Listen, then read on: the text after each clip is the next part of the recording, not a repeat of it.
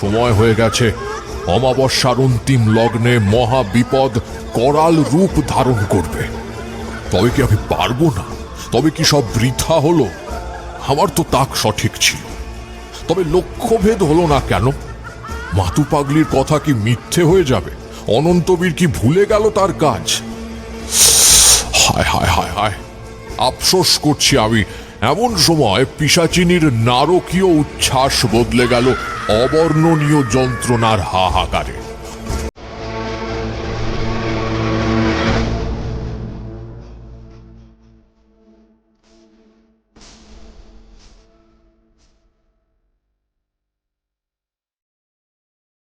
নমস্কার বন্ধুরা, আপনাদের সকলকে স্বাগত জানাই অন্ধকারের আওয়াজ চ্যানেলে।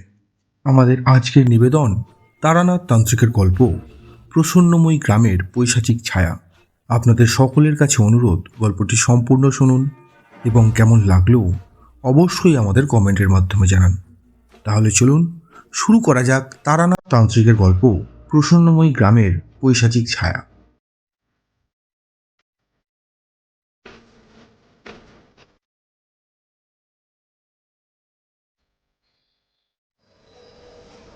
গ্রামের বাড়ি থেকে শহরে ফিরছি। পাকাপাকিভাবে এখানে এই মটলেনের বাড়িতে থেকে গেলেও তখনও পর্যন্ত নিয়মিত গ্রামের বাড়ি যাতায়াত করি। তেমনই একবার সেখানে গিয়ে কদিন থেকে ফিরে আসছি। ট্রেন থেকে নেমে রাস্তা পার হচ্ছি। একটা খালি রিক্সা টিক্সা পেলে তাতে উঠে বসবো, এই ভেবে এদিক ওদিক তাকাতে তাকাতে এগিয়ে যাচ্ছি। হঠাৎ একজন আমার গায়ের ওপর এসে পড়ল। আমি কিছু বলার আগে সেই লোকটা নিজেকে সামলে নিয়ে খুব লজ্জিতভাবে বলল, কিছু মনে করবেন না, আসলে আমি খেয়াল করিনি। না না, মনে করার কিছু নেই, আমি কিছু মনে করছি না। তবে একটা কথা বলি, পথে ঘাটে বেরোলে একটু সাবধানে চলাফেরা করবেন। বলা তো যায় না কখন কোন দুর্ঘটনা ঘটে যায়। আমার বলা এই একটা কথা ঠিক যেন চাবির মতো কাজ করল। লোকটার মুখের তালা খুলে বেশ অযাচিতভাবেই কথা বলতে শুরু করলো। দুর্ঘটনা ঘটার আর কি বাকি আছে? আর কিছুই বোধহয় করা গেল না, সব শেষ হয়ে গেল। আহ আহ ঈশ্বর, জমিদার মশাইকে যে কি করে মুখ দেখাবো। একটা দীর্ঘশ্বাস ফেলে কথাগুলো বলল লোকটা। এতক্ষণ অবধি আমি তাকে বিশেষ চোখে দেখিনি। এবার তার কথা আর বলবার ভঙ্গি শুনে তার দিকে বিশেষ দৃষ্টি দিলাম। প্রৌঢ় এক ভদ্রলোক, মাথার চুল পাতলা হয়ে গেছে, গায়ে একটা সুতির কাজ করা পাঞ্জাবি, সেটা বেশ ময়লা হয়েছে। শান্তিপুরি ধুতিটাও ধবধবে সাদা নেই। পায়ের পাংশু জুতোতেও বিস্তর কাদামাটি লেগে রয়েছে। মুখ শুকিয়ে গিয়ে চোখের তলায় কালি পড়েছে। সেই চোখে চোখ রাখতেই আমার মনের গোপনে সেই বিপদের ঘণ্টাটা বেজে উঠল হঠাৎ। তোমরা জানো, গুরুদত্ত আশীর্বাদে আমার মনে এমন বিশেষ কিছু অনুভূতি সময় সময় অনুভূত হয়, যার দ্বারা আমি অনেক কিছুই অনুভব করতে পারি। যেমন ওই সময় প্রথমবার ওই ভদ্রলোককে দেখে তার বিষয়ে অনেক কিছুই আবিষ্কার করে ফেললাম। নিজের বিশেষ ক্ষমতার বিজ্ঞাপন দেওয়ার জন্য নয়, ওই লোকটার মানসিক স্বাস্থ্য কি কারণে বিপর্যস্ত হয়েছে তা আমার জানা থাকলেও তার মুখ থেকে শোনার জন্য বললাম, দেখুন, বিপদ যদি ঘটার থাকে তবে তা ঘটবেই, কারোর সাধ্য নেই তা ঠেকিয়ে রাখে। কিন্তু তাই বলে তো এই নয় যে মানুষ সেধে বিপদকে ঘরে ডেকে আনবে। রেলগাড়িতে ওঠার সময় যথেষ্ট সাবধানতা অবলম্বন করেই উঠতে হয় এবং নামতেও হয়। ভিড়ের মধ্যে নিজের জন্য যথেষ্ট জায়গা নিজেকেই তৈরি করে নিতে হয়, নয়তো গাড়ি গাড়ির মতো চলে যাবে আর 5 জন যাত্রীরও কিছুই যাবে আসবে না। কিন্তু পদস্খলন হয়ে আপনি গাড়ি ছেড়ে শেষটায় চাকার তলায় গিয়ে পড়তে পারেন, ঠিক যেভাবে আজ পড়তে পড়তে বেঁচে গেলেন। আর আপনারই সাধের রূপোর নরসির কৌটোটা চাকার তলায় চলে গেছে। ওইভাবেই ঘটতে পারে সাংঘাতিক দুর্ঘটনাটা। আমার কথা পুরোপুরি শেষ হয়নি, লোকটা আমার কথা কেটে বলল, আপনি কে? আপনি কি অন্তর্যামী? ওই অবস্থাতেই মৃদু হেসে বললাম, আরে না না, অন্তর্যামী স্বয়ং ঈশ্বর। তিনি তার ভক্তের অন্তর পড়তে পারেন। আমার কি সাধ্য যে আমি... যাক, সে কথা থাক, আপনি আপনার কথা বলুন। লোকটা মন্ত্রমুগ্ধের মতো খানিকক্ষণ আমায় ভালো করে দেখল। আমার পরিধানে রক্তাম্বর, গলায় থাকা পইতে সবই লক্ষ্য করল সে। তারপর বলল, আপনি ব্রাহ্মণ বর্ণশ্রেষ্ঠ। আমার ছোট মাথায় আমি এইটুকুই ধরতে পারছি, তবে নিশ্চয়ই এইটুকু সব নয়। আপনি আরও অনেক কিছুই, যা আমি বুঝতে পারছি না। কি প্রয়োজন সব কথা সবাইকে বুঝতে হবে এমন তো কোনো কথা নেই। বললাম না, আমি তেমন কেটা কেউ নই, খুব সাধারণ একজন সাধক আমি। তবে বুঝতে পারছি আপনার খুব গুরুতর কোনো সমস্যা হয়েছে। আমার গুরুর আদেশ, সমস্যাগ্রস্ত কোনো মানুষকে দেখে চলে যাওয়া যাবে না। সাধ্যমতো চেষ্টা করে তার বিপদ কাটিয়ে দিতে হবে।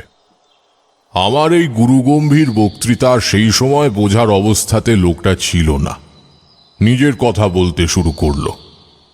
আষাঢ় মাসের তপ্ত দুপুরবেলা, তখন কটা হবে, 3টে কি 3:30। ওই সময় অমন জনবহুল রাজপথে আমরা দুজন সম্পূর্ণ অন্য জগতে চলে গেলাম। তোমরা জানো আমার যে ক্ষমতাগুলো রয়েছে তার জোরে আমি অনেক কিছুই করতে পারি, যদিও সবটাই ক্ষেত্র বিশেষে ও আমার ইচ্ছে শক্তির ওপর নির্ভর। তাই ওই মুহূর্তে করলাম, কারণ আমার মন বলছিল সময় এখন বড় দামি। সামনে বিপদের ঘন ছায়া, নষ্ট করার মতো সময় আমাদের হাতে নেই। কোথাও গিয়ে বসে কথা শোনবার মতো সময়টুকুও নেই। কলকাতার রাজপথ ওই সময় কেমন যানজটে ভরা থাকে তার বলে দিতে হবে না নিশ্চয়ই। ট্রাম ছুটছে, বাস ছুটছে, টানা রিক্সা নিয়ে মানুষও ছুটছে, ফেরিওয়ালা, সাধারণ পথচারী, কারোর বিরাম নেই। দারুণ কোলাহলে কান পাতা যায় না। কিন্তু আমাদের কোনো অসুবিধে হলো না, কারণ আমি খুব সাময়িক সময়ের জন্যই আমাদের চারপাশে ততক্ষণে তৈরি করে নিয়েছি একটা স্তব্ধ বলয়। নির্বিঘ্নে কথা শুনতে শুরু করলাম আমি। বলতে লাগলেন ভদ্রলোক, আগে আমি আসছি প্রসন্নময়ী গ্রাম থেকে। এই স্টেশনের 2টো স্টেশন আগে গিয়েছিলাম এক বড় ডাক্তারের বাড়ি। সাহেব ডাক্তার তিনি, তাদের অসাধ্য নাকি কিছুই নয়। এমনই খবর পেয়ে তাকে গ্রামে নিয়ে যেতে এসেছিলাম আমি। কিন্তু মন্দ ভাগ্য, সাহেবের বাড়ি গিয়ে শুনি সাহেব নেই। তিনি নাকি রোগী দেখতে কোন দূর গন্তব্যে যাত্রা করেছেন। ফিরতে ফিরতে হয়তো সপ্তাহখানেক সময় লেগে যাবে। আমাদের আর কোনো ব্যবস্থা করতে বাকি নেই। শেষ এই আশাটাও নিভে গেছে। কর্তামশাইয়ের মুখটা মনে করে চোখে জল এলো। কি করব কলকাতায় থেকে? তাই পড়িমড়ি করে স্টেশনে পৌঁছালাম। এত ভিড় গাড়িতে যে কি বলবো। তবু কোনো মতে উঠতে গিয়েছিলাম, যদি একটু জায়গা পাই কোনো মতে। দুটোই তো স্টেশন পেরিয়ে যাব। কিন্তু না, বরাত মন্দ। এমন একটা ধাক্কা মারলে যে মুখ থুবড়ে পড়লুম স্টেশনে। কি করব, কি করে যে বেঁচেছি তা ভগবানই জানেন। ট্রেনটা চলে গেল। আবার অপেক্ষা। পরের ট্রেন আসতেই এই এলাম। স্টেশনে নেমে পুড়িমুড়ি ছুটছি, 4টের বাসটা ধরতে হবে। কিন্তু আপনি কি করে আমার ওই ব্যাপারটা, মানে আমি যে পড়ে যাচ্ছিলাম, ওই ব্যাপারটা জানলেন? সে কথা আপনাকে পরে জানাবো। এখন বলুন, আপনি এমন ব্যস্তভাবে ছুটছিলেন কেন? 4টের বাস চলে গেলে 4:30 বাস আসতো, সেটাই ধরতেন। এত তাড়াহুড়োর কি আছে? না না, দেরি করার উপায় নেই যে। গ্রামের দামোদর কবিরা স্পষ্ট বলে দিয়েছেন গতি খুব খারাপ। ছোটবাবু বোধহয় আজকের মধ্যেই... ছলছল করে উঠল লোকটার চোখ দুটো। ছোট বাবু বলতে আপনি কার কথা বলছেন? ও আচ্ছা, আপনাকে তো এতক্ষণ আমার পরিচয় দেওয়া হয়নি। আসলে মাথা ঠিক নেই তো। নমস্কার, আমি প্রসন্নময়ী গ্রামের জমিদার শ্রী রুদ্রবীর মজুমদারের নায়েব দুর্লভ চট্টরাজ। জমিদার মশাই দেবতার মতো মানুষ। আমাকে নিজের নায়েব নয়, বরং ভাইয়ের মতোই দেখেন। গিন্নিমা গত হয়েছেন গেল বছর। 1 বছর কাটতেই ঘরে নতুন মা লক্ষ্মী এসেছেন। মানে ওই ছোট কর্তাবাবুর বিয়ে দিয়েছেন বড় কর্তা। তাহার সম্বন্ধটা অবশ্য ঘরে বই এসেছিল। বড় কর্তা ছোট কর্তাকে নিয়ে তীর্থে গিয়েছিলেন, মরুতীর্থ হিংলাজে। ধর্মকর্ম সেরে কর্তারা ফিরে আসছেন, এমন সময় আসবার পথে দারুণ দুর্যোগ হয়। ঝড়ে জলে তাদের নিজের কুটিরে আশ্রয় দেন এক সাধক। সেই সাধকেরই মেয়ে এই মা শঙ্খদূতী। বড় কর্তার তাকে দেখেই পছন্দ হয়, ছেলের বউ করে নিয়ে আসেন তাকে। তা বৌমার সঙ্গে সঙ্গে তার বাবাও আসেন আমাদের জমিদার বাড়িতে। এ বেশি দিনের কথা মাত্র নয়, মোটে ওই দিন 15 আগেই বিয়ে হয়েছে তাদের। অমন চাঁদপানা বৌমার মুখ, যেন মা লক্ষ্মী স্বয়ং এসেছেন ঘরে। গ্রামের 5 জন প্রশংসায় পঞ্চমুখ। সংসারে সুখ সমৃদ্ধি বৃদ্ধি হবে, সবার মন ভালো। বড় করে বউ ভাতের ভোজ দিলেন কর্তা।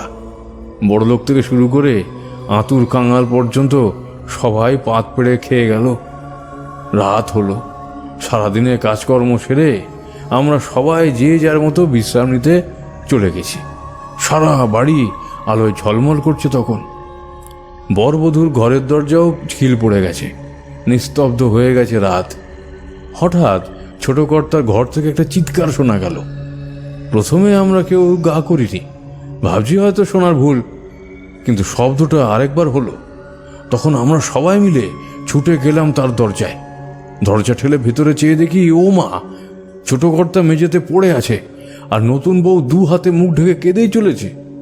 জমিদার বাড়িতে মহিলা বলতে এক বামন দিদি ছাড়া আর কেউ নেই এখন। বামন দিদিও ও বাড়িতে প্রায় 40 বছর রান্না করছে। সে এখন বাড়ির একজন হয়ে গেছে অবশ্য। সেও এসেছিল শব্দ শুনে। এবার ঘরে ঢুকে বৌমাকে সামলাতে লাগলো সে। বড় কর্তাকে গিয়ে খবর দিলাম আমি। ততক্ষণে ওই বাড়ির সব কম বয়সী ছোকরা, কাজের লোকেরা মিলে ছোট কর্তাকে তুলে পালঙ্কে শুইয়ে দিয়েছে। বড় কর্তা এসে জিজ্ঞাসা করলেন, খোকা, কি হয়েছে? তুমি পড়ে গেলে কি করে? জানি না বাবা, আমি আমি ঠিক বলতে পারবো না। কি যেন একটা হয়েছিল। আমি আমি সহ্য করতে না পেরে ঝাঁপিয়ে পড়েছি নিচে। ওদিকে বৌমা আর কান্না ততক্ষণে একটু থেমেছে। বামুন দিদি তাকে শান্ত করতে করতে বলছে, আহা, কতি মেয়ে, তা কি হয়েছিল বাচ্চা? আমি জানি না, উনি কেমন যেন করে উঠলেন। উনি কি এমন বরাবরই করেন? উনি যেন কেমন পাগলের মতো করছিলেন। বড় কর্তা বললেন, না না, আমার ছেলে কোনো বিকৃতি নেই। এমন ঘটনা এর আগে কখনো হয়নি। ব্যাপারটা যে কি হলো তা সত্যি কেউ বুঝতে পারল না। নতুন বৌমার বাবাও অতিথিশালা থেকে ছুটে এসেছেন। সব দেখে শুনে তিনি কিছু বললেন না ঠিকই, কিন্তু এমনই হাবভাব করলেন যা দেখে মনে হয় তিনি সন্দেহ করছেন যে আমাদের ছোট কর্তার মাথার ব্যামো আছে।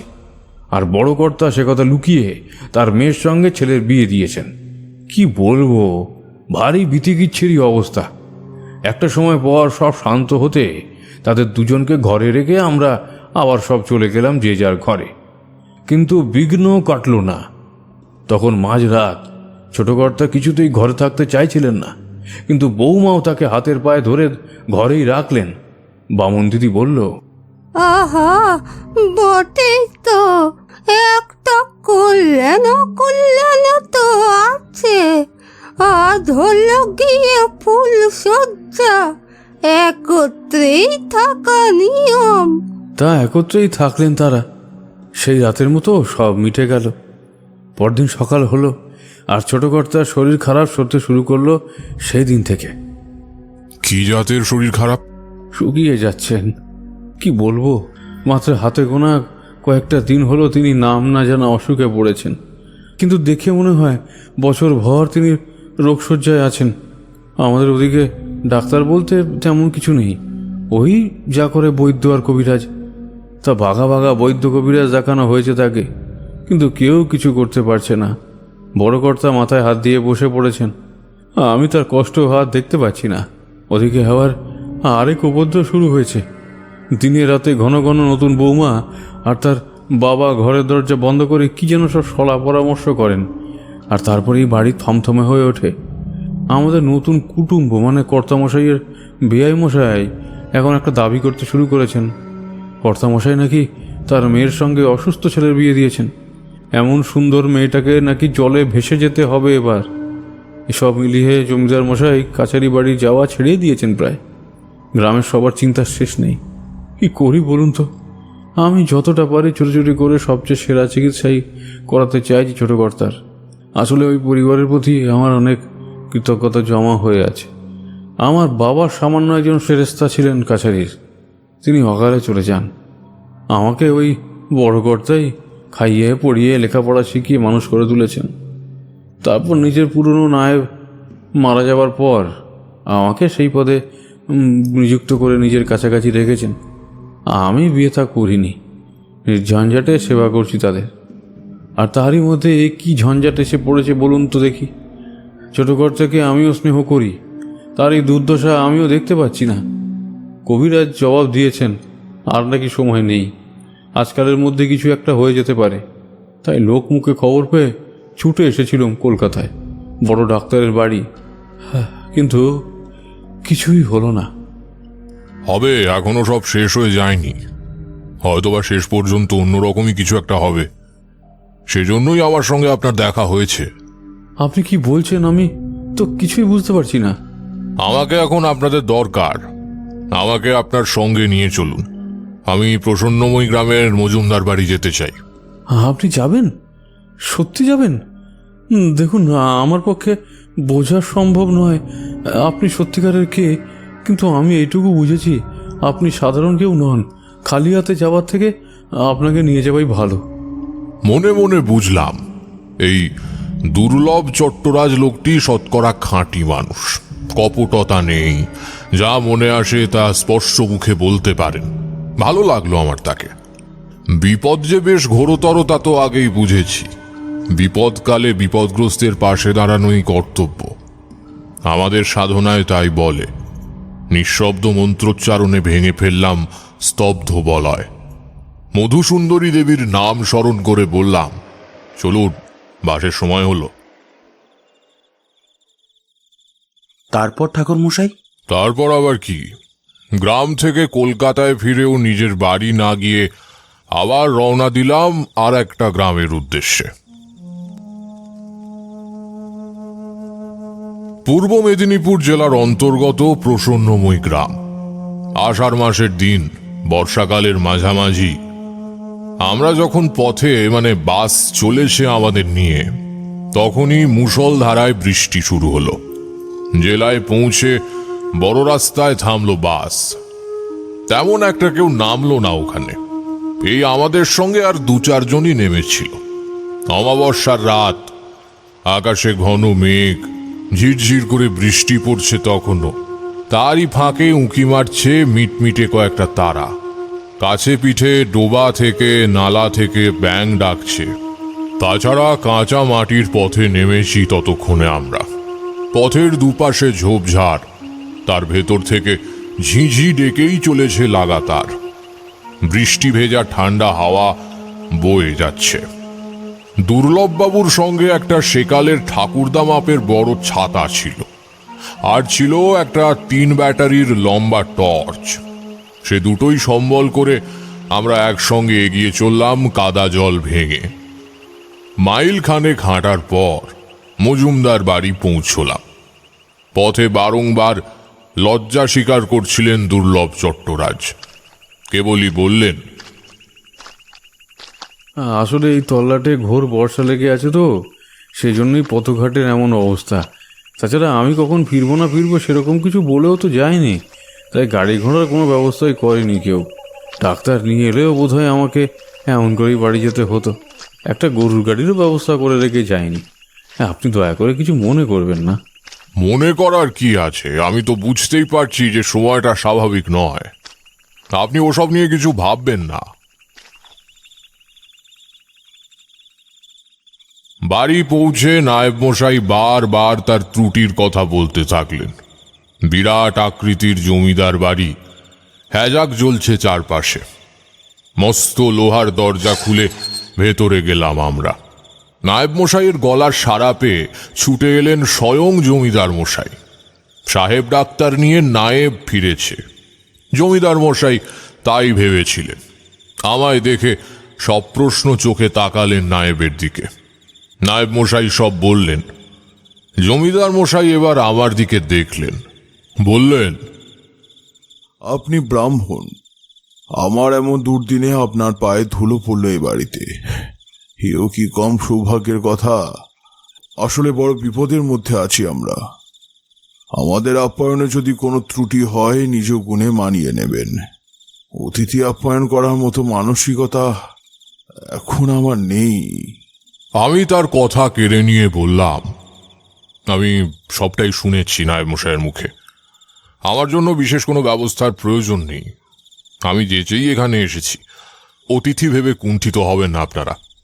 আমার গুরুর আদেশ আছে কারো দুঃসময় যাচ্ছে দেখে তাকে সাধ্যমতো সাহায্য করার। জমিদার মশাই আমার কথার কি মানে বুঝলেন আমি জানি না, তবে তিনি আর কিছু বললেন না বিশেষ। চাকর মুকুন্দকে ডেকে বললেন, আচ্ছা, উনি আমাদের অতিথি, ওনার যা প্রয়োজন তাই দেখো, কেমন? মুকুন্দ আমায় নিয়ে গেল অতিথিশালায়। কলঘরে গরম জল দিল। বৃষ্টির ছাঁট লেগেছে গায়ে, স্নান করে নেওয়াই ভালো। স্নান সেরে নতুন কাপড় চাদরে পোশাক বদলে নিলাম। আমার জন্য নির্দিষ্ট করা ঘরটাতে গিয়ে বসলাম। এই বাড়িতে পা রাখার মুহূর্ত থেকেই মনের মধ্যে গোপন ঘণ্টাটা আবারও বেজে উঠেছে। নাকে এসে লেগেছে একটা গন্ধ, অপার্থিব আষ্টে গন্ধ। ঠিক ছোট বেড়াল বা কুকুরছানা মরে পচে একটা বদ্ধ জায়গায় পড়ে থাকলে যেমন গন্ধ বেরোয়, অনেকটা সেই রকম অনুভূতিগুলো আমার, তাই আমার মধ্যেই রেখেছিলাম। মুকুন্দ এলো খাবার নিয়ে। গরম লুচি, ছোলার ডাল, আলুর দম, ছানার পায়েস। বাড়ির এমন অবস্থা তা সত্ত্বেও অতিথি সৎকারে যথেষ্ট যত্নশীল এরা। আমার খিদে পেয়েছিল তা স্বীকার করি। পেট ভরে খাবার খেয়ে জল খাওয়া শেষ করে মুকুন্দকে বললাম, আচ্ছা, জমিদার বাবুর ঘরটা কোন দিকে? আর নায়েব মশাই এখন কোথায় বলতে পারো? আমায় একবার সেখানে নিয়ে চলো। মুকুন্দর সাথে আমি জমিদার মশাইয়ের ঘরে গিয়ে দেখি জমিদার আর নায়েব খুব চিন্তিতভাবে আলোচনা করছেন। আমায় দেখে জমিদার মশাই শশব্যস্ত হয়ে বলে উঠলেন, আসুন আসুন আসুন আসুন, আপনার খাওয়া দাওয়া সব ঠিক হয়েছে তো? কোনো অসুবিধা হয়নি তো? আমি বিনা বাক্য ব্যয় আসল প্রসঙ্গে গেলাম। বললাম, ওসব ঠিক আছে। আপনি আমাকে আপনার ছেলের ব্যাপারে কিছু বলুন, মানে অসুখের সম্পর্কে। নায়েব মশাইয়ের মুখে আমি সবই শুনেছি, তবে এখনো কিছু কথা জানা বাকি আমার, সেটাই আপনি বলুন। নায়েব মশাই আমাকে সব বলেছেন যে ওর সাথে আপনার কোথায় কিভাবে দেখা হয় আর তারপর কি কথাবার্তা হয়, প্রায় সবই বলেছেন উনি।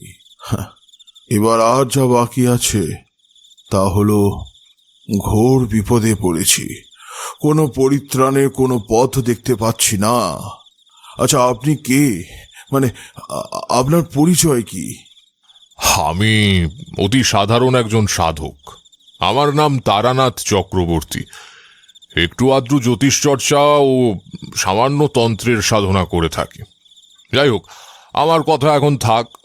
আমাকে বরং একবার আপনার ছেলের ঘরে নিয়ে চলুন। বেশ, চলুন আমার সাথে। উঠে পড়লেন জমিদার ও নায়েব মশাই। ওদের সঙ্গেই এসে পৌঁছলাম অনন্ত বীরের ঘরে। বিপদের ঘণ্টা আবারও বাজল। ষষ্ঠ ইন্দ্রিয় প্রখর হয়ে উঠল আমার। আবার সেই বিশ্রী আষ্টে গন্ধটা আরো তীব্র হলো। ঘরে আলো জ্বলছে, তবুও ছায়া ছায়া অন্ধকার বিছিয়ে আছে কোণে কোণে। অবশ্য এই ছায়াগুলো জাগতিক অন্ধকারের ছায়া নয়, জগৎ বহির্ভূত কোনো এক অশনি ধূম্র ছায়া। ছায়াগুলো যে কেবল আমিই দেখতে পাচ্ছিলাম তা বলাই বাহুল্য। শয্যায় রোগগ্রস্ত অনন্তবীর শুয়ে রয়েছেন। বয়সে সে 22 বা 23 বছরের যুবক, আর তারই পায়ের কাছে বসে আন্দাজ 88 বর্ষিয়া তার নতুন বউ। এক গলা ঘোমটা টেনে বসেছিল সে। শ্বশুর মশাই, নায়েব মশাই আর একজন অপরিচিত মানুষকে ঘরে ঢুকতে দেখে সতর্ক হয়ে উঠল সে। বোমা, ইনি একজন ব্রাহ্মণ খোকাকে দেখতে এসেছেন। তোমার বিব্রত হবার কোনো কারণ নেই। মেয়েটি একটু সরে বসল। আমি এগিয়ে গেলাম অনন্তবীরের কাছে। গিয়ে চমকে উঠলাম। দারুণ ধাক্কা লাগলো বুকে। না, ভুল নেই। এই পর্যন্ত সমস্ত শুনে যে বিপদের আন্দাজ করেছিলাম ঠিক তাই ঘটেছে। অনন্তবীরের ওপর থেকে চোখ সরিয়ে এবার আমি তার বউয়ের মুখের দিকে দৃষ্টি নিবদ্ধ করলাম। যদিও তার মুখ আবৃত, তবুও আমি স্পষ্ট দেখলাম যা দেখতে চাইছিলাম। কি দেখলেন ঠাকুরমশাই? মানে কি বা বুঝিয়েছিলেন আপনি ওই অনন্তবীরের অসুখের ব্যাপারে? কোনো অসুখ করেইনি তার। সে এক অপার্থিব লোলুপ গ্রাসে পড়েছিল। কার গ্রাস? বউয়ের মুখেই বা কি দেখেছিলেন? ছায়া, পৈশাচিক ছায়া দেখেছিলাম। পিশাচিনী অবিরত কামার্ত বোধে মত্ত হয়ে শোষণ করছিল তাকে। তারই পূর্ণ গ্রাসে পড়েছিল অনন্তবীর। পিশাচিনী অনন্তবীরের নতুন বউ? এই কথায় কথায় এত প্রশ্ন করলে আমি কিছু বলবো না। কিশোরী, একটু চুপ করো না। ঠাকুরমশাই, আপনি বলুন। বেশ, আপাতত আর কিছুই বলছি না। হ্যাঁ, কি বলছিলাম? ও হ্যাঁ, কাপড়ের আড়ালে বিধ্বংসী শিখায় জ্বলছে দুটি চোখ। ঘন ঘন শ্বাস পড়ছে তার। মাছ বড়শি গেথে ডাঙায় তুললে তার অবস্থা যেমন হয়, এই বউটির অবস্থা তখন তেমনই হয়েছে। মুখে কিছু বলতে পারছে না চক্ষু লজ্জার খাতিরে, কিন্তু সে আমার উপস্থিতি সহ্য করতে পারছে না। প্রাণপণ চেষ্টা করছে আমাকে ঘর থেকে দূর করে দেওয়ার। আমি সেদিকে গুরুত্ব দিলাম না। সোজা জমিদার মশাইকে বললাম, জমিদার মশাই, আপনার কোনো ভয় নেই। হ্যাঁ, সময় বিশেষ বাকি নেই, অনেকখানি অপচয় হয়ে গেছে। তবু আমি বলছি, আমি আবার সাধ্যমতো চেষ্টা করব। শেষ পর্যন্ত সব মঙ্গল হবে, আপনাকে পুত্র শোক পেতে হবে না। এই সময় একটা খট করে শব্দ হলো। ঠিক নিজের হাতের আঙুল নিজেই দারুণ ক্ষোভে মুচড়ে দিলে যেমন হাড় মর্মর করে ওঠার শব্দ হয়, তেমন নড়ে উঠল মজুমদার বাড়ির লক্ষ্মী স্বরূপা নতুন বউ। চলুন, আপনার সাথে আমার একান্তে কিছু কথা বলার আছে। জমিদার মশাই, নায়েব মশাই আমার এইরকম আকস্মিক কথাবার্তায় বোধহয় কিছুটা বিচলিত হয়ে গিয়েছিলেন, কিন্তু তারা আমায় কোনো রকম প্রশ্ন করলেন না। তাদের সঙ্গে এসে পৌঁছলাম আবারও জমিদার মশাইয়ের ঘরে। নায়েব মশাই বললেন, আপনারা তবে কথা বলুন, আমি আসি। তার প্রয়োজন নেই, আপনি এদের বিশ্বস্ত। সব কথা আপনার সামনে বলা যায়, আপনি থাকতে পারেন। বেশ, আপনি বলুন কি বলতে চান।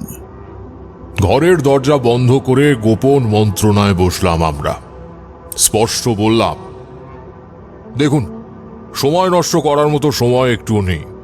আজ রাত 3:51 অমাবস্যা ছেড়ে যাবে। শুক্লা প্রতিপদ তিথি পড়ার আগেই মহা সর্বনাশ ঘনিয়ে আসবে এই বাড়িতে। আপনারা যে বিপদে পড়েছেন, সেই বিপদের চরম ঘটবে ওই সময়। কি হয়েছে? আপনাদের মহা ভয়ানক এক বিপদ, ভয়ানক এক পিশাচিনীর গ্রাসে পড়েছে আপনার ছেলে। অবশ্য এই কাণ্ড নিজে থেকে ঘটায়নি সে, কেউ অত্যন্ত প্রতিহিংসা পরায়ণ হয়ে এই সাংঘাতিক নারকীয় নিষ্ঠুর লীলায় মেতেছে। সবচেয়ে বড় কথা এই যে এই কাজ করেছে সে আপনাদের পর নয়, নিতান্তই আপনজন। হয়তোবা কোনো কালে ছিল বা হয়তো এখনো আছে। তার অভিসন্ধি আপনার বংশকে নির্বংশ করে দেওয়া। আপনার পর আপনার ছেলেই সব এই জমিদারির। তাই তাকে হত্যা করতে চলেছে সে পিশাচিনীর মাধ্যমে। অনেকটাই করে ফেলেছে, কেবল শেষ থাবাটা বসানো বাকি। আপনি এসব কি বলছেন? আমাদের শত্রু? কর্তামশাই দেবতার মতো মানুষ, তার শত্রু কোথায়? তা এক্ষুনি আমার পক্ষে বলা সম্ভব নয়। তবে কি জানেন, ঈশ্বর অবতার রূপে পৃথিবীতে এলে তারও শত্রু সংখ্যার কোনো অভাব থাকে না। যাই হোক, আমাকে এখন কয়েকটা জিনিস খুব দ্রুত জোগাড় করে দিতে হবে। তাই নিয়ে আমি আপনার বিপদ তারণ ক্রিয়ায় বসব। জমিদার মশাই বিহ্বল হয়ে পড়েছেন। প্রশ্ন উত্তর কিছুই আর তখন তার মুখে আসছে না। কেবল বললেন, কি চাই আপনার? তামার পাত্র ভরা পবিত্র গঙ্গার জল, একটা সর সমেত কচি ডাব, শ্বেত ও রক্তচন্দন আর 5টা জায়ফল। বেশ, এসবই পেয়ে যাবেন। নায়েব মশাই, আপনি আগে আমি এক্ষুনি ব্যবস্থা করছি। দুর্লভ চট্টরাজ বেরিয়ে গেলেন ঘর ছেড়ে। জমিদার মশাইকে বললাম, একটা এমন ঘরের সন্ধান দিন যে ঘরের দরজা বায়ু কোণে অবস্থিত। আছে, আমার পাশের ঘরটাই এমন। মুকুন্দ, মুকুন্দ! মুকুন্দকে ডেকে জমিদার মশাই ঘরটা আমার ক্রিয়ার উপযুক্ত করে তুললেন। সমস্ত ব্যবস্থা হয়ে গেলে রাত তখন 1 প্রহর। আমি দেহবন্ধন করে শুদ্ধ বেশে আসনে বসলাম। সেই সঙ্গে জমিদার মশাই ও নায়েব মশাইয়ের দেহ বেঁধে দিলাম। ওনাদের যা যা জোগাড় করতে বলেছি সেগুলো ছাড়াও কিছু বিশেষ জিনিসের আবশ্যকতা ছিল, সেসব আমার কাছে আমার ঝোলাতেই ছিল। এই যেমন 3টি একমুখী রুদ্রাক্ষ, 11টি হরিতকি, 1 জোড়া কলা, বাদুরের পাখার ছোট একটি শোধন করা ধারালো ছুরি। এছাড়াও আরো কিছু দ্রব্য ছিল যা তন্ত্রসিদ্ধ। এসব নিয়ে স্থান শুদ্ধিকরণ করে, দেহবন্ধন করে, সমস্ত আয়োজন সেরে ইষ্টনাম স্মরণ করে ধ্যানে মন দিলাম। রক্তচন্দন ও শ্বেতচন্দনে বিশেষ আকৃতি এঁকে তার উপর স্থাপন করেছি তামার ঘটিটা। তার উপর রেখেছি ডাব, ডাবের গায়ে এঁকে দিয়েছি বিশেষ মুদ্রা, আর বাকি সমস্ত জিনিসপত্র যথাস্থানে যথা উপাচারে রেখেছি। এবার শুধু মন্ত্র জপ। দ্রব্য গুণের চেয়েও মন্ত্র শক্তির গুণ শতাধিক বেশি। তোমরা হয়তো জানো না, প্রতিটি মন্ত্রের এক একটা অক্ষরে অক্ষরে এক একজন দেবী অধিষ্ঠান করেন। মন্ত্র যদি সুচারুভাবে উচ্চারণ না করতে পারো তাহলে সেই দেবী অসন্তুষ্ট হন, ফলে দেবীর কোপে সমস্তই বৃথা চলে যায়। অতএব পদ্মবীজের মালা গুনতে গুনতে আমি মন্ত্র উচ্চারণ করে চলেছি। পুরোপুরি মনোনিবেশ করেছি ধ্যানে। এমন সময় হঠাৎ কানের কাছে বেজে উঠল, পড়ে পড়ে গেল। বলি, এত পড়াশোনা কি আছে শুনি? দেখতে পাচ্ছি সময় নেই, এর মধ্যে উনি পণ্ডিত ছেড়েছেন। যা যা, এবার জানিস নে, বলি যদি ঠিক থাকে তবে লক্ষ্য ভেদ হতে বাধ্য। যা বেটা যা, আর বসে থাকিস নি। ওদিকে যে নোলা লক লক করে উঠলো। মাতু পাগলি, তুমি এসেছো? তাহলে আশীর্বাদ করো, এদের যেন বিপদ মুক্ত করতে পারি। বলো যা। এই বলে মাতু পাগলি আবার মিলিয়ে গেল। বুঝলাম আর সাধনার প্রয়োজন নেই, আমি সিদ্ধি লাভ করেছি। তাড়াতাড়ি উঠে পড়লাম। সেই যে ধারালো ছুরিটা ছিল তাই দিয়ে ডাবের মুখ কেটে অর্ধেক জল মিশিয়ে দিলাম তামার ঘটিতে। তার মধ্যে দিয়ে দিলাম রুদ্রাক্ষ, হরিতকি আর জায়ফলগুলো। রক্তচন্দনের মিশ্রণ দিলাম জলে, আর সেই বিশেষ দ্রব্য মিশিয়ে দিলাম পবিত্র গঙ্গা জলে। সবটুকু মিলিয়ে ঘটি ভরে তারপর ঘটিটা 3 বার প্রদক্ষিণ করে বিশেষ মন্ত্রোচ্চারণ করতে করতে হাতে তুলে নিলাম তাকে। বেরিয়ে গেলাম বাইরে। রাত তখন গভীর। জমিদার মশাইরা দরজার বাইরে আমার কথা মতো অপেক্ষাতেই ছিলেন। বললেন, এবার তবে কি হবে ঠাকুর মশাই? কিন্তু তারা তো সব ও ঘরের তো দরজা বন্ধ। আপনার ছেলের ঘরে যাব এবার। তন্ত্রবিদ্যায় এমন অনেক দরজাই খোলা যায় যে দরজা খুললে মানুষের মঙ্গল হয়। অবশ্য বিপরীত প্রথাও অবলম্বন করেন কিছু নিম্ন স্তরের ক্ষমতালোভী নিকৃষ্ট মানের সাধুকরা। যাই হোক, চলুন দেখা যাক দরজা খুলতে পারি কিনা। নায়েব মশাইও ছিলেন, তিনিও এলেন আমাদের সঙ্গে। গভীর রাত, শ্মশানের নিস্তব্ধতা চারিদিকে। অনন্তবীরের শোবার ঘরের দরজায় এসে দাঁড়ালাম। দরজা বন্ধ বটে, কিন্তু আমি জানি ঘরে অনন্তবীর ছাড়া আর দ্বিতীয় কেউ নেই। আমি মন্ত্র উচ্চারণ করতে করতে দরজায় হাত রাখলাম। খুলে গেল সেটা। হতভম্ব চোখে জমিদার মশাই ও নায়েব মশাই দেখলেন আমি কেমন নির্দ্বিধায় গভীর রাতে তার ছেলে বৌমার শোবার ঘরে প্রবেশ করলাম। ছোট একটা পিলসুচে প্রদীপ জ্বলছে তখনও। অনন্তবীর শয্যায় একা। আমি তার সামনে গিয়ে কপালে হাত রাখলাম। বিদ্যুৎ পৃষ্ঠের মতো চমকে জেগে উঠল সে। যদিও ঘুমোচ্ছিল না, মৃত্যু তার শিয়রে আচ্ছন্ন হয়ে পড়েছিল কেবল। কে কে কে আপনি? কে? আমি তোমার শুভাকাঙ্ক্ষী, একজন সাধক। শোনো, কয়েক মুহূর্ত পর চরম বিপদ আসছে তোমায় গ্রাস করতে। তোমার প্রাণ তুমি কেবল নিজেই বাঁচাতে পারো। কি কি বলছেন সব? আমি আমি কিছু বুঝতে পারছি না। তুমি শুধু শোনো, আমি বলছি। কোথাও ভুল হলে শুধু সংশোধন করে দিও। তোমার স্ত্রী ঘরে আসার প্রথম রাত থেকেই অসুস্থ হতে শুরু করেছো তুমি, তাই তো? প্রথম রাতেই এমন কিছু ঘটনা ঘটে যা সচরাচর মানুষের জীবনে ঘটে না। খুব মর্মান্তিক, যন্ত্রণাদায়ক অভিজ্ঞতা হয়েছে তোমার। প্রতিরোধ করতে পারোনি, কিন্তু চেয়েছো করতে, তাই চিৎকার করে উঠেছিলে প্রথম রাতেই। মনে পড়ছে কিছু? অনন্তবীরের চেহারা তখন হয়ে গেছে ঠিক একটা ল্যাংড়া বা আম্রপালি আমের দাঁত বসিয়ে বেশ আয়েশ করে তার ভেতরে থাকা মিষ্টি সবটুকু রস শুষে নিলে আমটা যেমন চুপসে আঁটি সর্বস্ব হয়ে যায়, ঠিক তেমনই। অনন্তবীর আমার চেয়ে বয়সে অনেক ছোট, তাই তাকে তুমি সম্বোধন করে বললাম, আমি সবই জানি, আর সবই যে সত্যি তা তুমিও জানো। ওই মৃত্যুরূপা পিশাচিনী একটু পরেই আসবে তোমার কাছে, তোমার জীবন শেষ করে দেওয়ার জন্য। আমি বাঁচতে চাই। আপনি আপনি আমাকে বাঁচান। ওর সাথে পেরে ওঠা আমার সাধ্য নয়। আমি কিছু পারবো না। পড়ে পড়ে মরা ছাড়া আমার আর কোনো গতি নেই। অসম্ভব শক্তি ওর। অশুভ শক্তি ওর, তাই শেষ পর্যন্ত জিততে পারবে না। তোমার মাথার কাছে এই নামিয়ে রাখলাম তোমার জীবন বাঁচানোর মহা ঔষধ। সময় মতো সেটা প্রয়োগ করতে পারলে সব বিপদ কেটে যাবে। পিশাচিনী ধ্বংস হবে, দগ্ধ হয়ে মরবে তারই বিষে। এইটুকু বলে তাকে তার কৌশল কর্তব্যের কথা বুঝিয়ে দিলাম। সময় হয়ে আসছে, আমি বুঝতে পারছি। পিশাচিনী এগিয়ে আসছে ঘরের দিকে। তাড়াতাড়ি তার মাথায় হাত দিয়ে আশীর্বাদ করে আমি ঘর থেকে বেরিয়ে পড়লাম। জমিদার আর নায়েব দুজনকে নিয়ে ওই ঘরের পেছনের দিকের বন্ধ দরজায় চোখ রেখে অপেক্ষা শুরু করলাম।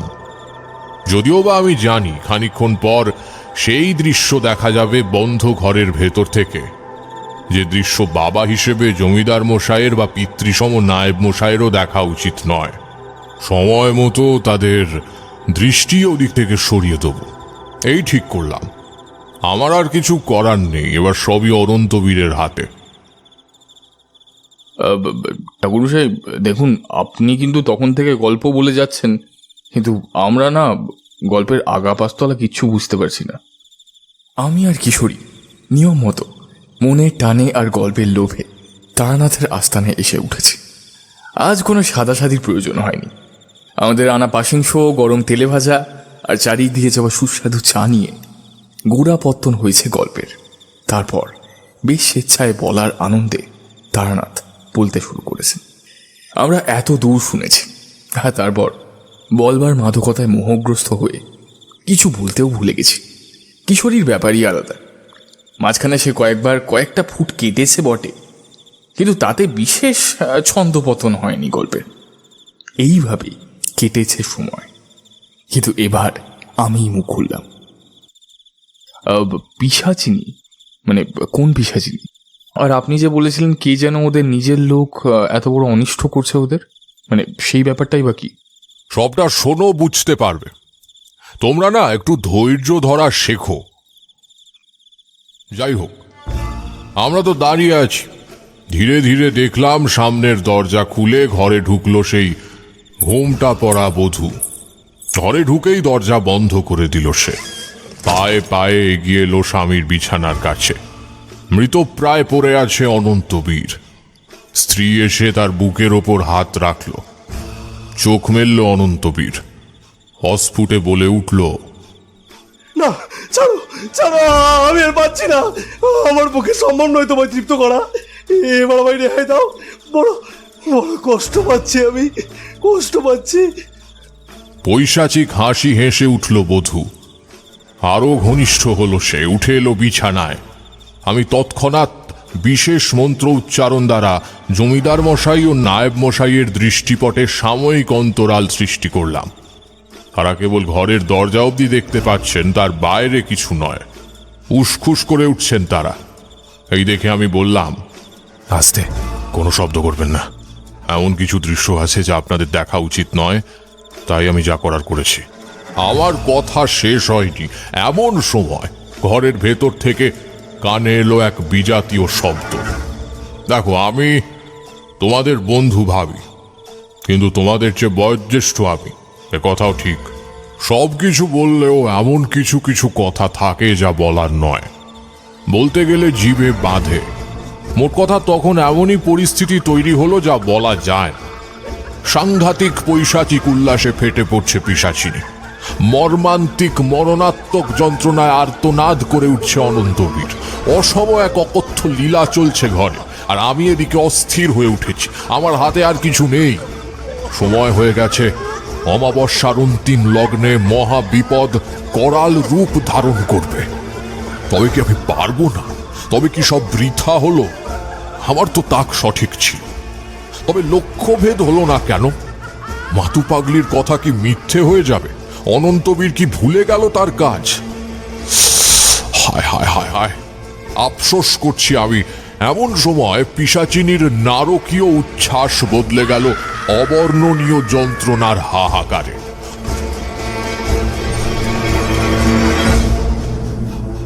অনন্তবীর একবার শরীরের সব শক্তি দিয়ে চিৎকার করে উঠেছে, কিন্তু না, এটা আর্তনাদ নয়, শত্রুকে আক্রমণ করার পুরুষোচিত গৌরব ধ্বনি। হয়েছে হয়েছে, শেষ রক্ষা হয়েছে, আর এক মুহূর্ত দেরি নয়। আসুন আসুন, এবার সামনের দরজায় যেতে হবে। এই বলে আমি ছুটলাম। আমার পেছন পেছন বৃদ্ধ প্রৌঢ় মানুষ দুটিও সামনের দরজায় এসে পৌঁছলেন। মুহূর্তে মন্ত্র প্রয়োগে দরজা খুললাম আমি। দাউ দাউ করে জ্বলে যাচ্ছে রূপসী জমিদার পুত্রবধূর সর্বাঙ্গ। কিন্তু ওই কি সেই শঙ্খ দুটি? না, এ তো কোনো মানবী নয়। লোলুপ আগুনের শিখায় তার দেহের প্রতিটি কোষ পুড়ে কালো হয়ে যাচ্ছে। প্রবল ছটফট করছে সে, কিন্তু কিছুই করতে পারছে না। তার আর কিছু করার নেই। সারা বিছানা জুড়ে আগুন জ্বলছে ঠিকই, কিন্তু সে আগুন স্পর্শ করছে না অনন্তবীরকে। স্ত্রীরূপী পিশাচিনীকে অগ্নিদগ্ধ হতে দেখে সতৃপ্ত মনে রুগ্ন দেহ নিয়েই নবপ্রাণের স্পর্শে দূরত্বে উঠে বসে আছে অনন্তবীর। আমি শান্তি প্রদায়িনী মন্ত্র পাঠ শুরু করলাম উচ্চ স্বরে। মঙ্গল আবহাওয়া ছড়িয়ে পড়ছে পরিবেশে। এমন সময় হঠাৎ পেছন থেকে কে যেন বলে উঠল, কি সর্বনাশ! ছি ছি ছি, আমার কন্যাকে অগ্নিদগ্ধ করে মারলেন আপনারা। জমিদার মশাই, জমিদার মশাই, আপনাকে আমি সাত্বিক মানুষ ভাবতাম। আপনার আমার মেয়েকে চেয়েছিলেন পুত্রবধূ হিসেবে, শেষে এই সর্বহারা সন্ন্যাসীর এত বড় ক্ষতি করলেন।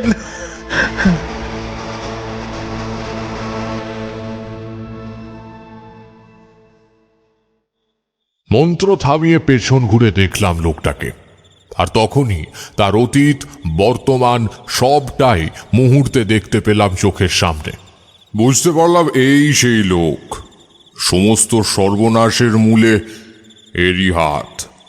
সন্ন্যাসী সুলভ আকৃতি নয়, দীর্ঘ বলিষ্ঠ রুক্ষ দেহ, গায়ের রং অমাবস্যার রাতের মতো ঘন কালো, মাথার চুল পিঠ ছুঁয়েছে, গলায় হাতে বিজাতীয় পাথরের মালা, দু চোখে রক্ত লাল দৃষ্টি, হিংস্রতা আর নির্মমতায় কপট চাতুরি খেলা করছে দেহময়। কিন্তু যতই চাতুরি থাক, আমার চোখ ভুল করার নয়। অতএব সব ধরে ফেললাম। এই প্রথম দেখলাম, তবে এর কথা শুনেছি আগে। এই সেই মরুতীর্থ হিংলাজের পথে দেখা হওয়া জনৈক ভণ্ড সাধক। অবশ্য কথাটা বলা ঠিক হলো না। সাধক তো সে বটেই, শুধু সাধনাটা শুভ না হয়ে অশুভ হয়েছে। এরই মেয়ে অনন্তবীরের স্ত্রী হয়ে মজুমদার বাড়িতে এসেছে, কিন্তু হিসেব বলছে সে নিজে থেকে আসেনি। তার তো কোনো নিজস্ব বোধশক্তি নেই, তাকে চালনা করেছে যেভাবে সে সেভাবেই চলেছে। সবই বুঝলাম আমি, কিন্তু ওদিকে জমিদার মশাই এই সময় কি বলবেন কিছুই বুঝতে পারছেন না। তিনি তো কিছুই জানেন না সেভাবে। মেয়ের মৃত্যুর কারণ কিভাবে ব্যক্ত করবেন বাবার কাছে। তিনি নির্বাক হয়ে পড়েছেন। নায়েব মশাই থরথর করে কাঁপছেন। একমাত্র আমি দৃঢ়চেতা। বললাম, ও আপনার মেয়ে হতে পারে, কিন্তু আদতে কোনো মানবী নয়। জেনে শুনে আপনি এক অশুভ সত্তা পিশাচিনীকে জমিদার মশাইয়ের পুত্রবধূ করেছেন। এই সমস্ত অনিষ্টের মূলে আপনারই কুঅভিসন্ধি। কিন্তু যত বড়ই অসাধু সাধনার সাধক হন না কেন আপনি, শেষ পর্যন্ত তাই হয় যা মঙ্গল। কোনো ক্ষতি করতে পারলেন না। তাই আপনি, আপনার আসল পরিচয় কি? আপনি কেবল সাধক নন। জমিদার মশাই এই সেই ব্যক্তি যে আপনাদের আপন হয়েও চরম ক্ষতি করার চেষ্টা করেছে। সে কি? এনাকে তো আমি চিনতামই না। মাত্র কিছুদিনেরই আলাপের সঙ্গে এত বড় শত্রু সে আমার। হ্যাঁ, কি অপরাধ করেছি আমি? কি ক্ষতি করেছি তার? জমিদার মশাইয়ের কথা ছাপিয়ে অট্টহাসি করে উঠল সেই সাধক। হাসতে হাসতে জমিদার মশাইকে উদ্দেশ্য করে বলল, পুরন্দরকে চেনো না? কতখানি অপমান করে লেঠেলদের দিয়ে মার খাইয়ে গ্রাম ছাড়া করে ফেলে দিয়েছিলে শ্মশানে। সেই পুরন্দরকে চেনো না?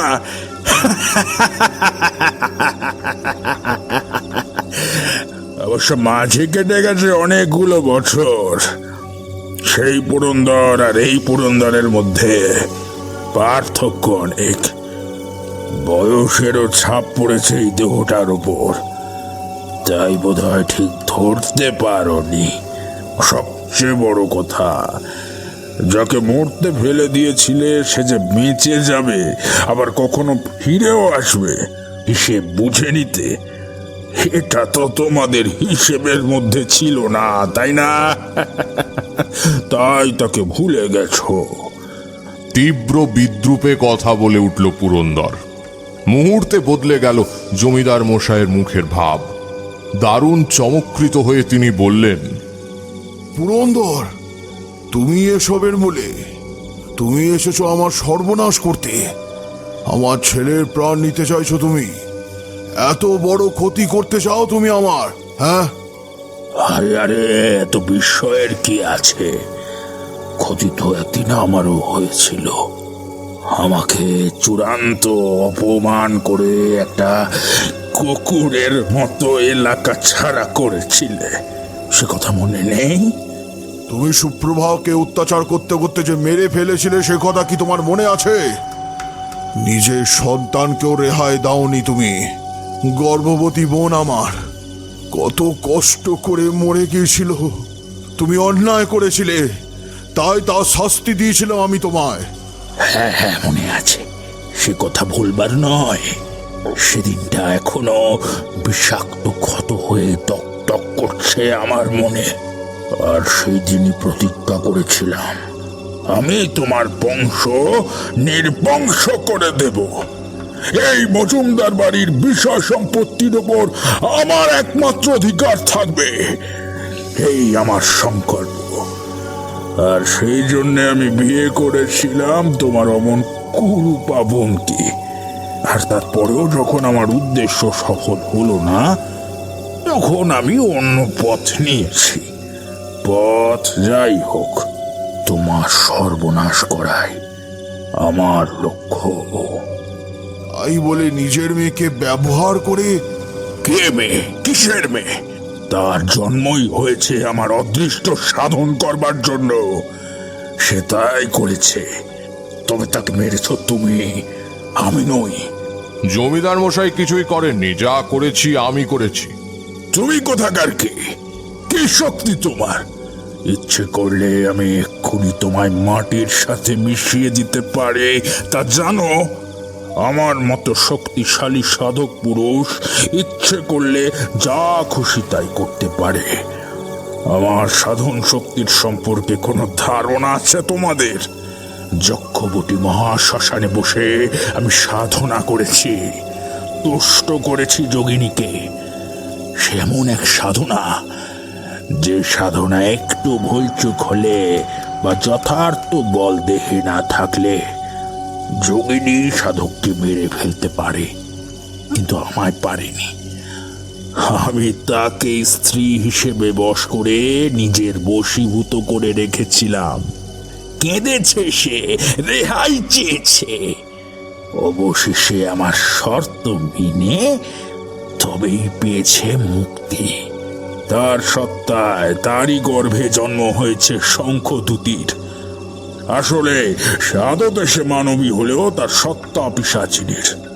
তিলে তিলে আমি প্রস্তুত হয়েছি তোমার বংশের ওপর কাল ঘনিয়ে আনতে।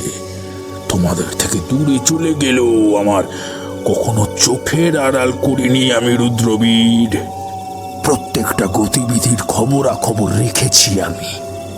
মরুতীর্থ হিংলাজে তীর্থ করে ফেরার পথে তোমাদের সঙ্গে আমাদের দেখা হওয়াটা সবই আমাদের ইচ্ছেতেই হয়েছে। এমনই ক্ষমতা আমার। আর সেখানেই বেগধারী ব্রাহ্মণ তোমায় বাঁচাবে আমার হাত থেকে। আমি এক্ষুনি আমার মেয়েকে হত্যা করার প্রতিশোধ নেব। এই বলে চোখের নিমেষে পুরন্দর নামক ওই অসাধু সাধক চোখ বন্ধ করে সেখানে বসে মন্ত্র উচ্চারণ করতে লাগলো। আমি জানি ও পিশাচ জাগরণী মন্ত্র।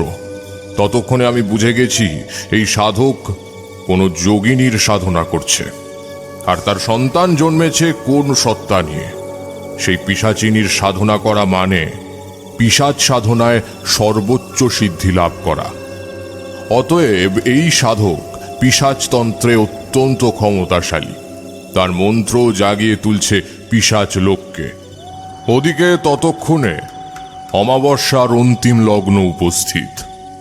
অনন্তবীর শয্যায় লাগাতার কাতর আর্তনাদ করতে করতে, নিষ্ফল আক্রোশে ছটফট করতে করতে মঙ্গল আগুনে পুড়ে ছাই হয়ে গেছে শঙ্খদূতী।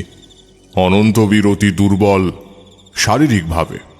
সে চোখের সামনে ওই বিভীষিকা দেখেও সেখান থেকে সরতে পারছে না, ঠায় বসে রয়েছে আগের মতো। এদিকে আমাদের চারপাশে শীতল আবহাওয়া ছড়িয়ে পড়ছে ধীরে ধীরে। আর সময় নেই। আমিও তৎক্ষণাৎ স্থান শুদ্ধ করে পদ্মাসনে বসে পদ্মবীজের মালা জপতে শুরু করলাম সশব্দে। দুই তন্ত্রের দুই সাধক দুমতের মন্ত্র পাঠ করছে, দুজনেই দুর্দমনীয়। মূর্তির মতো নায়েব ও জমিদার মশাই দণ্ডবৎ দাঁড়িয়ে। গুরুগম্ভীর ও তীব্র কর্কশ কণ্ঠে উচ্চস্বরে মন্ত্রপাঠের শব্দে গমগম করছে নিস্তব্ধ রাতের জমিদার বাড়ি। সেই শব্দ শুনে চাকর বাকরেরা যে যেখানে ছিল সবাই ছুটে এসেছে, এমনকি বামুন দিদিও তাদের সঙ্গে সঙ্গে এসেছে। সময় এগিয়ে চলেছে। ক্রমশ শীতলতা ঢেকে পরিবেশ উষ্ণ হতে শুরু করল। পবিত্র গন্ধ ছড়িয়ে পড়ছে বাতাসে। আমি মন্ত্রপাঠ থামালাম না, কেবল অন্য একটি বিশেষ মন্ত্র পাঠ করা শুরু করলাম। ফল হলো তাতে। আমার কণ্ঠ যখন সপ্তমে, তখন সাংঘাতিক বিরক্তিসূচক শব্দ করে পুরন্দর আসন ছেড়ে উঠে পড়ল। আহ, কি হচ্ছে কি এসব? কি হচ্ছে? কোথায় তোরা? ডাকছি আমি, আয় আয়। আমি কর্ণ পিশাচী নিষিদ্ধ সাধক পুরন্দর, তোদের মনিব, তোদের ডাকছি আমি, পিশাচের দল, আয় আয়। ডেকেই চলেছে সে, কিন্তু কেউ এলো না সেই ডাক শুনে। সম্পূর্ণ অশুভ ছায়া সরে গেল, শুভ হয়ে উঠল চারপাশ। আমিও এবার আসন ছেড়ে উঠে দাঁড়ালাম, সম্বিত ফেরালাম বাকি সবার। মন্ত্রমুগ্ধ হয়ে আচ্ছন্ন হয়ে পড়েছিল সবাই। জমিদার মশাই তৎক্ষণাৎ লেঠেল ডাকলেন। জগন্নাথ, দাসরি, ভগীরথ, বলরাম, কোথায় তোরা? শিগগিরই আয়। পুরন্দর বলশালী ঠিকই, কিন্তু তার চেয়েও বলবান লেঠেল। সবাই মিলে টানতে টানতে নিয়ে চলে গেল তাকে সেখান থেকে। জমিদার মশাই হুকুম দিলেন, এই নরাধম পিশাচটাকে নিয়ে যা এখান থেকে, নিয়ে যা। ওকে গুম ঘরে বন্ধ করে রাখ। জীবন থাকতে যেন ও এক ফোঁটা জল খেতে না পায়। জমিদারের মুখের দিকে তাকিয়ে অশ্লীল ভাষায় গালাগাল করে উঠল পুরন্দর। বলল, শালা শুয়োরের বাচ্চা, আমায় বন্ধ করে রাখার ক্ষমতা তোরও নেই, আর তোর লেঠেলদেরও নেই। রুদ্রবীর, আমি প্রতিশোধ নেবই, পারলে আমাকে আটকে দেখা। বলে সে চুপ করল। তখন ভোর 4টে বেজেছে। আমরা সবাই এসে ঢুকলাম অনন্তবীরের ঘরে। বাবা! এই বলে অনন্তবীর জমিদার মশাইয়ের দিকে এগিয়ে আসতে চাইছে। আমি বাধা দিলাম, দাঁড়াও, এখনো কাজ বাকি আছে। আমি এবার একটু ঝুঁকে নিভে যাওয়া আগুনে পুড়ে যাওয়া সেই অশুভ পাপ দেহ, যা এখন ভস্মে পরিণত হয়েছে, সেই সবটুকু নমুনা তুলে নিলাম বিছানারই এক পাশে থাকা একখণ্ড চাদরের মধ্যে। তারপর জমিদার মশাইকে বললাম, এখন ব্রহ্ম মুহূর্ত চলছে, শুক্লা প্রতিপদ তিথি, অত্যন্ত শুভক্ষ রাখুন। একটি বিশেষ ক্রিয়া আমায় করতে হবে। আপনি গৃহস্বামী, অনুমতি দিন আমায়। এমন করে লজ্জা দেবেন না। যা করণীয় আপনি তাই করুন। আমি জানি আপনি যা করবেন সব আমাদের ভালোর জন্যই করবেন। আমি এবার সদর দরজার দিকে এগিয়ে গেলাম। চাকর বাকররাও আমার পেছনে আসছিল, তাদের বাধা দিলেন জমিদার মশাই। তারপর নিজে নায়েব মশাইকে সঙ্গে নিয়ে অনুসরণ করলেন আমায়। আমি বাড়ির বাইরে বেরিয়ে বিশেষ এক স্থান লক্ষ্য করে এগিয়ে গেলাম। তারপর সঙ্গে থাকা সেই ছোট ছুরিটা কাজে লাগবে জেনে সঙ্গে রেখেছিলাম। তা দিয়ে মাটির মধ্যে ছোট গর্ত খুঁড়ে পুঁটলি থেকে খানিকটা ভস্ম নিয়ে পুঁতে দিলাম সেখানে। এমনি করে 11টি জায়গায় আমি এই কাজ করলাম। সমস্ত বাড়ি মুড়ে দিলাম সুরক্ষা বেষ্টনীতে। তারপর জমিদার মশাইকে বললাম, আর কোনো অশুভ ছায়া আপনার বাড়ির ওপর পড়বে না। আপনারা এখন নিরাপদ, তবে কেবল এই বাড়ির মধ্যে। বাড়ির বাইরে যদি বিপদ আসে বা আপনারা বাড়ির বাইরে গিয়ে সেই বিপদে পড়েন, তাহলে আবার নতুন করে ভাবতে হবে। জমিদার মশাই বীর বিক্রমে বললেন, আমার শত্রু বলতে পৃথিবীতে আর কেউ নেই। পুরন্দর যে আজও আছে তা আমার জানা ছিল না। আজ থেকে 30 বছর আগে আমার বোন সুপ্রভার সঙ্গে বিয়ে হয়েছিল পুরন্দর সাহার। সাংঘাতিক এক মানুষ। আমার বোনের রূপও ছিল না, তাই বহুল কন্যা যৌতুক বিনিময়ে ঘর জামাই হয়ে থাকবার শর্তে রাজি হয়ে সে বিয়ে করেছিল সুপ্রভাকে। কিন্তু স্বামী হিসেবে সে কখনো ভালোবাসেনি আমার বোনকে। অকথ্য অত্যাচার করত সুপ্রভার ওপর। আমি অনেকবার প্রতিবাদ করতে চেয়েছি, কিন্তু বোনের চোখের জল বাধা দিয়েছে আমায়। বারবার বোন বলেছে,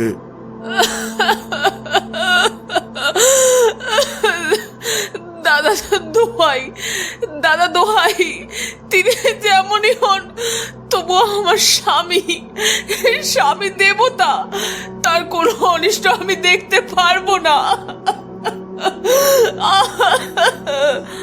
আমার যা হয় হোক, তোমায় আমার মাথার দিব্যি দিলাম, আমার জীবদ্দশায় তুমি তার কোনো ক্ষতি করবে না দাদা।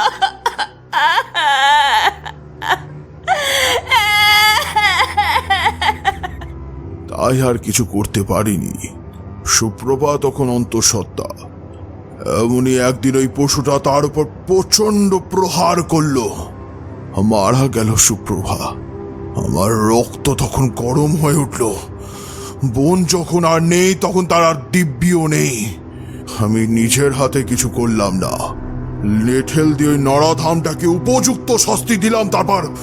তারপর হুকুম করলাম ওকে গ্রামের বাইরে শ্মশানে ফেলে দিয়ে আসতে, যাতে শ্মশানের জঙ্গলে থাকা শিয়াল কুকুরে ছিঁড়ে খায় ওকে।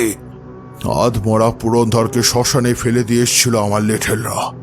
আমি ভেবেছিলাম সে মারা গিয়েছে। কিন্তু জমিদার মশাই, প্রতিহিংসাপরায়ণ মানুষের মৃত্যু অত সহজে হয় না। এখান থেকে অপমানিত হয়ে চলে যাওয়ার পর ও গিয়ে ওঠে যক্ষবতী মহাশ্মশানে। তারপর সাধনা করে ওই যোগিনীর। অবশ্য এখানে একটা কথা আছে, পিশাচতন্ত্রের সাধনাই হোক বা যে কোনো সাধনাই হোক, কোনো কিছুই একদিনে হয় না। আপনারা হয়তো জানেন না যে পুরন্দর বরাবরই অশুভ সাধনায় লিপ্ত ছিল। যাই হোক, এবার সে মরণপণ সাধনায় বসল, তুষ্ট করল যোগিনীকে, সিদ্ধিলাভ হলো তার। আর তারপর তো সে সবই বলেছে। কিন্তু ও কার কথা বলছে ঠাকুরমশাই? কে সেই পিশাচিনী? কর্ণ পিশাচিনী। কর্ণ মানে কান, অর্থাৎ কানে শোনার হেতু যে সাধনা। কানে কানে ফিসফিস করে গুপ্ত কথা বলবে এক পিশাচিনী। রুদ্রজামল তন্ত্রমতে কর্ণ পিশাচিনী হলেন 64 যোগিনীর এক যোগিনী, সাক্ষাৎ শক্তির এক রূপ। আবার ভূত নামর মতে উনি একজন মহাশক্তিধর যক্ষিণী। কর্ণ পিশাচিনী হলেন পিশাচদের এক বিশেষ ভাগ। বৌদ্ধতন্ত্রেও তার উল্লেখ আছে। কর্ণ পিশাচিনী একরকম ঋণাত্মক শক্তি হিসেবে পরিচিত। এর সংস্পর্শে আসা মানে ধ্বংসকে আহ্বান করা। এর সাধনা করে সিদ্ধিলাভ করলে যে কোনো মানুষের ভূত ও ভবিষ্যৎ ইচ্ছামতো জানতে পারে সাধক, কর্ণ পিশাচিনীর মাধ্যমে। সাধকের সমস্যা হচ্ছে এই পিশাচিনী একবার বলতে শুরু করলে আর থামতে চায় না। পিশাচিনীকে বশে রাখতে না পারলে সাধকের মৃত্যু অবশ্যম্ভাবী। পিশাচতন্ত্রের অন্তর্গত কর্ণ পিশাচিনী সাধনায় সিদ্ধ হলে সব সময় সঙ্গে থাকে। আর মোক্ষম সময় এলে কর্ণ পিশাচিনী সাধককে কানে কানে জানায় যৌন সম্পর্ক স্থাপনে আগ্রহী। যৌন কামনায় বশীভূত হয় সাধক, পিশাচিনীর সঙ্গে সঙ্গমে লিপ্ত হয় সে যতক্ষণ না পিশাচিনী তৃপ্ত হচ্ছে। এমন চলতে চলতে সাধকের নরদেহ ঊর্জা শক্তিহীন হয়ে পড়ে, আর তখনই ঘটে অনর্থ। লিপ্সাপথে বাধা পেয়ে ক্ষুব্ধ হয় পিশাচিনী। ভয়ানক পিশাচিনী যখন তাকে তো আর শরীরের সুখ দেওয়া সহজ কাজ নয়, ফলে সাধকের জীবন শক্তি নিংড়ে নিতে থাকে সেই ক্রীড়া। আর সাধকের শরীর ধীরে ধীরে শেষ হতে থাকে। সাধক ক্লান্ত হয়ে পড়লেই বিপদ। পিশাচিনীর তৃষ্ণা আরো বেড়ে যায়, আরো বেশি করে সে দাবি জানাতে থাকে। এই চক্র থেকে সহজে মুক্তি মেলে না। তবে যে সাধক যৌন শক্তিতে সবল এবং বুদ্ধিমান, সে নিয়ন্ত্রণ করতে পারে এই পিশাচিনীকে। চরম চতুরতায় তাকে তৃপ্ত করে নিজের সব কাজ হাসিল করে, আর তারপরেই বিসর্জন দেয় পিশাচিনীকে। আসলে পিশাচিনীকে বশে রাখতে না পারলে সে সাধকের মৃত্যুর কারণ হয়ে দাঁড়ায়। কর্ণ পিশাচিনী সাধনার সময় সাধকের সারা শরীর কালো হয়ে যায়, আর সফল হলে সাধক কিন্তু সর্বজ্ঞ হয়ে ওঠে। তখন ইচ্ছে মতো চোখের আড়ালে থাকা বা সামনে দাঁড়ানো কোনো ব্যক্তি এই মুহূর্তে ঠিক কি ভাবছে, কি করতে চলেছে, অথবা সাধককে কেউ কোনো প্রশ্ন করতে চাইলে আগেই সেই প্রশ্ন এবং উত্তর কানে কানে পিশাচিনী জানিয়ে দেয়। কারো নাম পরিচয় এবং কি উদ্দেশ্য নিয়ে সে এসেছে সব আগেই জানতে পেরে যান সাধক। রুদ্রজামলে উল্লিখিত এই কর্ণ পিশাচী হলো এক ধরনের উপদেবী, যে দেবত্ব পায়নি অথচ বেশ কিছু অলৌকিক শক্তির অধিকারী। আবার ভূত প্রেতের মতো এরা অপদেবতাও নয়। কর্ণ পিশাচিনীর বর্ণনায় বলা হয়েছে ইনি কৃষ্ণবর্ণা, ত্রিনয়ন রক্তাভ। এরা আকারে ছোট, কিন্তু এদের উদর বৃহৎ আর জীব অরুণ বর্ণ। এদের 4 হাত, তার মধ্যে 2 হাতে খুলি। এদের শরীর থেকে ধোঁয়া বেরোতে দেখা যায়। বলা হয় কর্ণ পিশাচিনী সব হৃদয়ে বাস করে। কথিত আছে এই দেবীর সাধনায় সিদ্ধিলাভ করেছিলেন ব্যাসদেব। কর্ণ পিশাচিনী সাধনার ফল দুরকম হতে পারে, হয় সিদ্ধিলাভ, নয় মৃত্যু। কর্ণ পিশাচিনীর কথা গুপ্ত রাখতে হয় সাধককে। সামান্য ভুল ত্রুটিতেই হতে পারে সর্বনাশ। কিন্তু এর আবার ভাবান্তরও আছে, যেমন সাধক যদি দুর্বল হয় আর যদি সে পিশাচিনীকে তুষ্ট করে ঠেকাতে না পারে, তাহলে তার মরণ কেউ আটকাতে পারবে না ঠিকই। কিন্তু আবার সাধক যদি সবল বীর্যবান পুরুষ হয়, তাহলে সেই পিশাচিনীকে করায়ত্ত করে তাকে স্ত্রী হিসেবে বশ করে তাকে দিয়ে যা খুশি করিয়ে নিতে পারে। আর তাই করেছিল পুরন্দর। সে কথা সে নিজের মুখেই বলেছে।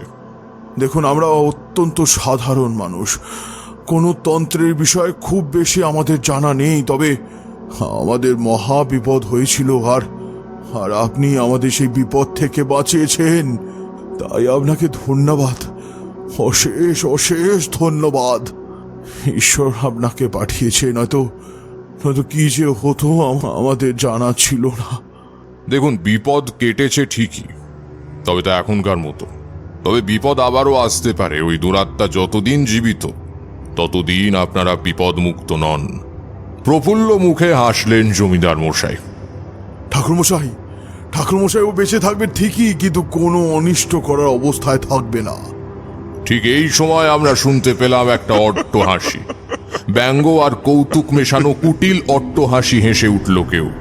পবিত্র ঘোরটা খান খান হয়ে যাচ্ছে তার হাসিতে। হাসিটা আমরা চিনি, পুরন্দর হাসছে। জমিদার মশাই তৎক্ষণাৎ ডাকলেন। বলরাম ছুটে এলো। গুম ঘরে চাবি নিয়ে আয়, আমরা যাব সেখানে। বলরাম চাবি নিয়ে এলে আমরা সবাই গুম ঘরের সামনে এলাম, কিন্তু চাবি দিয়ে দরজা খোলার প্রয়োজন নেই। দরজা হাট হয়ে খুলে বসে আছে। কপালে চোখ উঠল জমিদার মশাইয়ের। হাঁ করে লেঠেলরাও অন্ধকার ঘরের ভেতর দিকে চেয়ে দাঁড়িয়ে আছে। সেখানে অনেক কিছুই আছে, কিন্তু সদ্য বন্দি করা দুর্ধর্ষ পিশাচ সিদ্ধ নিকৃষ্ট ষড়যন্ত্রী পুরন্দর সাহা নেই। কি হলো ঠাকুরমশাই? চলে গেছে। বললাম না, অত্যন্ত ক্ষমতাশালী পিশাচ সিদ্ধ সে। ক্ষমতার বলেই বন্ধ দরজা খুলে মুক্ত হয়েছে। তবে আমাদের এবার কি হবে? বলেছি তো, বাড়িতে আপনারা নিরাপদ, তবে বাইরে বিপদ ঘটতেও পারে। না, আপনি এরকম বলবেন না ঠাকুরমশাই। বাড়িতে কি বরাবর কেউ বন্ধ থাকতে পারে? কাজে কর্মে তো বেরোতেই হবে ঠাকুরমশাই। আপনি এমন কিছু বিধান দিন যাতে যাতে আমাদের বিপদ দূরে থাকে। দিন ঠাকুরমশাই। আমি তাই করলাম। জমিদার বাড়ির পেছনের পবিত্র দিঘির জলে স্নান সেরে শুক্লা তিথির নির্মল সকালে জমিদার বাড়ির ঠাকুর ঘরে বসে শান্তি সস্তয়ন করে দিলাম।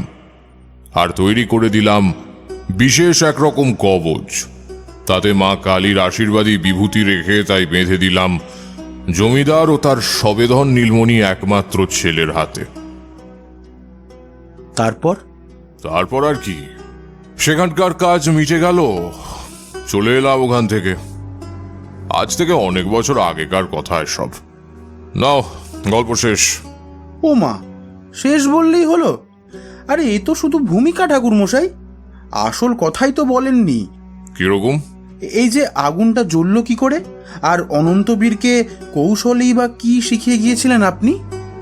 শঙ্খদূতি অনন্তবীরের ওপর আক্রমণ করলেই সুবিধা মতো মাথার কাছে রেখে আসা তামার ঘটিটা তুলে জল দ্রব্য সমেত ছুঁড়ে মারবে পিশাচিনীকে, আর তাতেই শুভ অশুভের সংঘাতে আগুন জ্বলে উঠবে, যেমন উঠেছিল।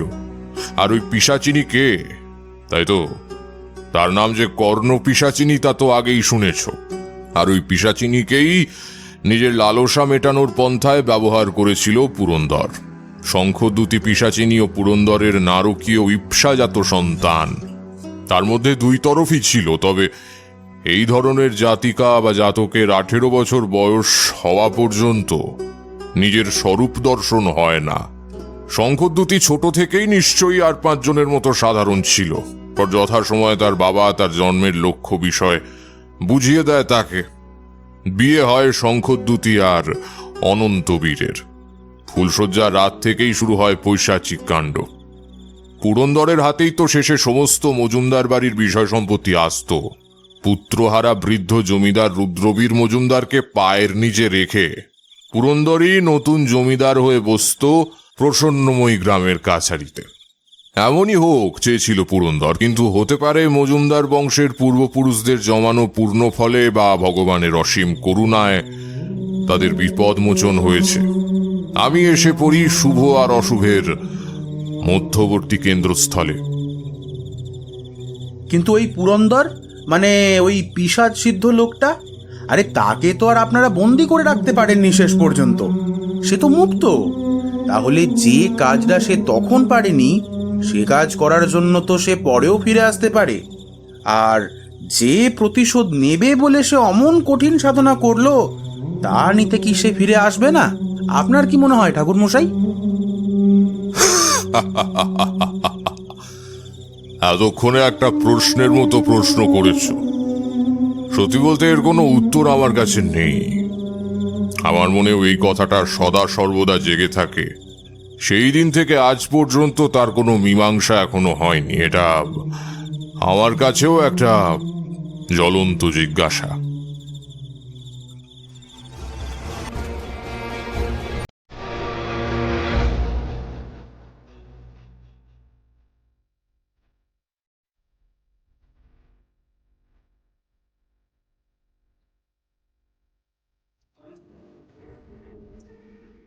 শুনছিলেন তারানাথ তান্ত্রিকের গল্প প্রসন্নময়ী গ্রামের পৈশাচিক ছায়া।